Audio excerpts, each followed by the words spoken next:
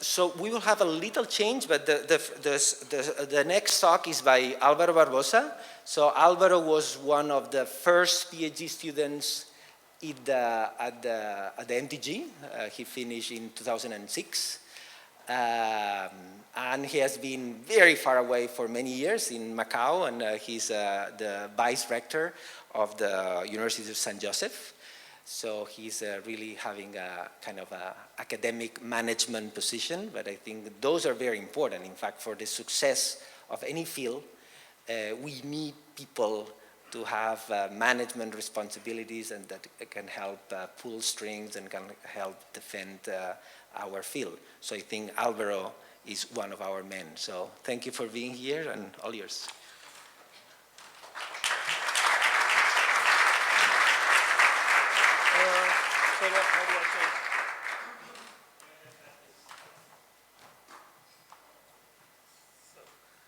Well, good morning, everyone. First of all, happy anniversary, happy 25th anniversary to the MTG, and thank you, Xavier, for your introduction. Well, I'm very happy to be back here. It's been a long time. It's been 13 years since I left Barcelona, and I've been in different places in the world. I'm going to try to give you an explanation about how the work that I've done here, once I left, was useful to build up my career, to do the job that I'm doing now, which, let me see if this works. Okay, so right now I'm doing an administrative job, if you will. I'm a vice director for strategic development. A lot of people ask me, how come coming from a music and technology background, you're working in this field? Well, if you're a musician and a creative person, you have no problem imagining the future or imagining anything, by the way. So strategic development is actually quite fitting for someone coming from a background like this. And I'm working in the University of St. Joseph in Macau. This is a university that was set up by the Portuguese Catholic University, where I used to work before. And I imagine that many of you don't know much about Macau. Macau is a small place in China. It's a special administrative region of China, like Hong Kong, that was an outpost for the Portuguese to be there for 500 years. So there's a strong Portuguese culture. I'm Portuguese, by the way. And there's a strong Portuguese culture in there. It's an official language, the Portuguese, and we're trying to take advantage of leveraging that in China and Southeast Asia. I cannot give you a talk about Macau today. I'm going to give you a talk about what happened to me before and after I came to the MTG.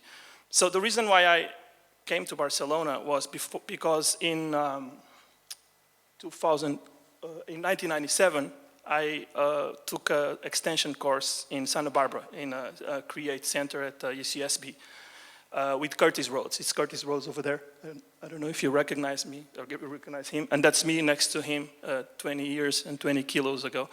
And Curtis Rhodes started this sound and music design summer schools at the time. I went there to do it with him. And I was planning to do my PhD there.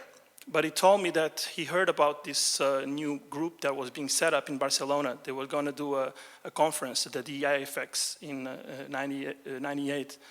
And he told me, why don't you go there and check it out to see if it's more interesting to you, because it's closer to your home. You don't have to come all the way to the US. And that's what I did. I came here. I see Xavier Serra and his group for the first time. I was very inspired by this conference, and I decided to apply to the PhD program here. So this is how I came to Barcelona. You can see here, this is kind of an evolution of what I've done over the last few years, and you can see that from the time that I started working at the university until 2006, which is the time I finished my PhD here, my life was relatively simple. I was just teaching and researching. After that, it became more complicated with many opportunities and positions. And I've been working in several different places. After I finished the PhD, a few years later, I went to work with Chris Schaaf at Karma at Stanford to do my postdoc there. And I'm going to tell you a little bit about that work. So let me point out some of the publications that I've done to give you an outlook of the work that I've done. So these papers over here, these journal papers were from before my PhD. So it's basically reflecting the work that I did about network music when I was working here. And then I published my thesis in 2006. And the work that I was doing was to try to map what are the kind of possibilities of network music systems that existed at the time. One of the papers I published was actually become quite famous because it was the first survey about this kind of work. And I focus on one type of collaboration method, which is the shared sonic environments. I develop a system that is kind of a network system that is a little complicated. I don't have time to explain this now, but it was basically a development tool that allowed me to experiment several principles and several techniques and several methods. There was a shared space with client interfaces that you could control music and you could perform collaboratively online.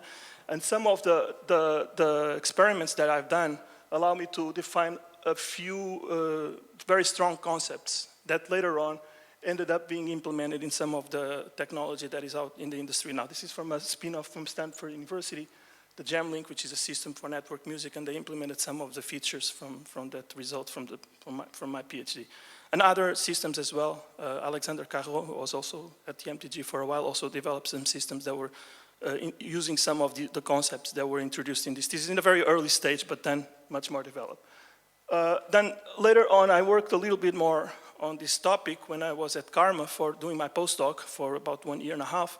And I worked with Chris Schaaf, because Chris Schaaf is the director of Karma, and he's also working in this field of network music. So we worked together in trying to analyze how can we overcome the problems of latency when collaborating on the network. And we wrote something about the slow attack sounds and how those are very useful in composing music for the network. So this is also published in that paper. That's Chris Schaaf over there doing our tests at Karma. Yeah, and then the work that I've done at the time has been extensively used, I think. One of the PhD theses here from the Sonic Arts Research Center with Pedro Rebelo, who is also one of the researchers in this field. They actually even remade some of the experiments trying to confirm some of the results, which I'm happy to say that were confirmed, which is a good thing, from my work. Now, beyond that, I also did a few interesting things that lead to the possibility of becoming full professor at the university. Some of them had to do with organizing events, like over here, this is a special issue of the Computer Music Journal from the conference that basically Fabien organized, and Xavier and I were kind of a free ride. It was the SCMC in Porto, and I wrote some interesting recent paper about an experiment I did in Hong Kong University of Hong Kong with architecture students that took 1 semester to, instead of designing buildings, they designed musical instruments. They tried to understand acoustics through designing objects that are musical instruments. And Hong Kong U is one of the top architecture universities in the world. And they are open-minded enough to allow 1 semester for architecture students to explore these new things. And so this is, I was talking about the conference. This is went back in 2009 when we had Xavier, Fabien, and I were involved in this SMC in Porto. And that was before I moved to Macau. Anyway, so the way I thought that would be interesting for you to understand how the work that I've done had an impact was maybe through the PhD thesis that I supervised after I left here. So over the last 13 years, I was able to supervise about 12 PhD theses. I still have 1 or 2 ongoing. And I'm going to highlight some of those so to try to see what kind of fields emerge from the work that I've done. So the first one over there was actually a follow-up of my work. It was a Marie Curie initial training network PhD that was very much related with network music as well, with Nicholas Mackelberg. This was a Swedish student I had. So that was pretty much a continuation of the work that I was doing.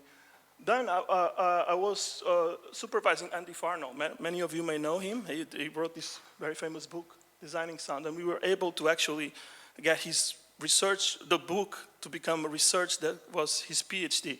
So you can see there, this is his defense. That's Davide Roqueso over there, Curtis Rhodes in the back, Luis Martins, myself. So these are people that I knew from here, from the MTG, and that we were able to actually get Andy to present his thesis.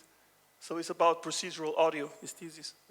And finally, one of the most relevant theses I supervised is Pedro Pestana. He designed this automatic mixing system and this is actually a very successful project because it's being now used in a startup, in the 2nd generation startup for automatic mixing with machine learning. He developed about 80 features that are implementing for music mixing. So thinking about all of that, I was trying to see how can all these areas come together and how does it make sense about the work that I've been doing myself. And I think that, if you think about network music, this idea of having adaptive interfaces, which is a lot of the outcomes from my thesis, and this idea of automation and generative systems, it can be all related with what we could call as a behavior-driven interaction. To understand what that is, you can think about a flock of sheep, like over there, and you can actually see there's like this little dog over here. That's the dog. That's by itself, without actually controlling the behavior of the individual sheep. You can actually make them to do very accurate things like going to a small door. So this is how I was trying to create an abstraction of some of how these things come together. And of course, this is nothing new. This is being used in many different ways. And I was trying to see how can I use this for the creating of musical instruments. And I started developing some instruments for my own practice that are behavior-driven interfaces somehow. And I started working, this is one of the designs that I've done. I started working with this colleague that I met at Stanford, Victor Gama. He's an instrument music designer. And we start working together and creating music pieces that bring to tangible instruments some of the concepts that we have from computer science and from interactive music, so that today we can think that the musical instrument is a variable in the composition process. You don't have to be constrained by it, and with digital prototyping we can actually do a lot. And I work with Victor. Some of the instruments he designed. We did some artistic work. We went to the Antarctica to collect some sounds that we put together in a very interesting piece that was performed and commissioned by the Chicago Symphony Orchestra. And also we performed this in Chicago, in Stanford, in different places around the world. I also perform with the same kind of instruments with the Hong Kong New Music Ensemble. This is an ensemble that I work with in Hong Kong regularly. They do a lot of different projects, including network music projects with Zurich, University in Zurich. We've been very active with them, and we try to bring to practice some of the ideas from research into the artistic practice. This is the outlook of one of the pieces I've done with them. You still compose traditional music for instruments, but together it goes with improvised electronics that use a lot of these examples. This is from Macau Art Festival. It was a very big event. Some of my PhD students are performing live with me. I don't have much time to play the concert. I can show you later. And I'm trying to come up with this sense of open source musical instruments where you can provide the specs of the designs that you have, and you can go to a fab lab and create your own musical instrument, because if you create a musical instrument and people don't use it, he will die. So this is basically one of the concepts. Now, just very quick, one final point. If I look at the remaining thesis, well, there's many aspects of this that are part of the work the students have been doing, but I'd like to single out these two theses. One is from João Cordeiro, and the other one from José Alberto Gomes, those Portuguese PhD students from Portugal, from the CITAR, the research center I was working for. And they both about soundscapes. They're both about how to use soundscapes in different ways. João Cordeiro is more about how can we have a qualitative analysis of soundscapes, not just quantitative. And José Gomes is trying to see how can we use soundscapes in the compositional process. And I was inspired by this to think about how can we bring this concept of researching only on soundscapes from different perspectives to Macau, and this is one of the projects we are doing now. This is Macau. This is a very small region. It has 2 islands, and there's a lot of interest from the government about soundscapes. They've been interested in measuring the different types of urban scenarios and how soundscapes affect life in those different areas. Even though it's a very small place, it could be a very good lab for research because it has the different typologies, or the geographical typologies. We have some research about how in Macau it's so loud that you never have silence in the night, like we have this in green in the analysis from Portugal. We have very particular complaints about noise in the evening. For instance, I wouldn't think that here in Barcelona you'd complain to the police because your neighbors are doing too much noise playing mahjong. This is one of the main complaints in China.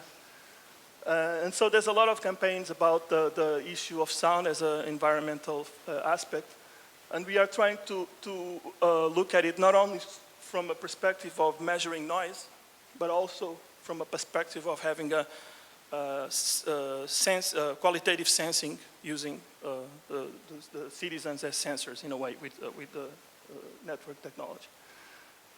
So we also done a few noise maps of Macau. We use Freesound at first for over the years to be uploading. So if you go to Freesound, you'll notice that there's a major increase of the number of sounds from Macau. It's because I'm doing that with my students, and we also use this as interesting artistic projects from the Shenzhen Architecture Biennale. We designed this pavilion that has a lot of the sounds from the city.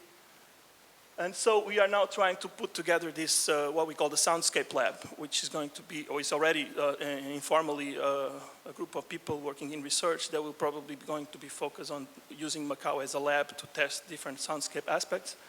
This is the organizations that we have for funding this lab. They are already mostly on board, just mostly from Macau. And this is one of the projects that I'm trying to put together based on all this development. Now, to conclude, it was because I've done all this work that I was able to develop myself first to associate professor, full professor, doing some management on the side. And now I have a saying on the strategy of the university in developing these kind of things because I'm working at the rector's level. I hope that's a good thing, maybe at least for the future of this area. Maybe for me it's more fun to do research, but this is a dirty job and someone has to do it. So thank you very much.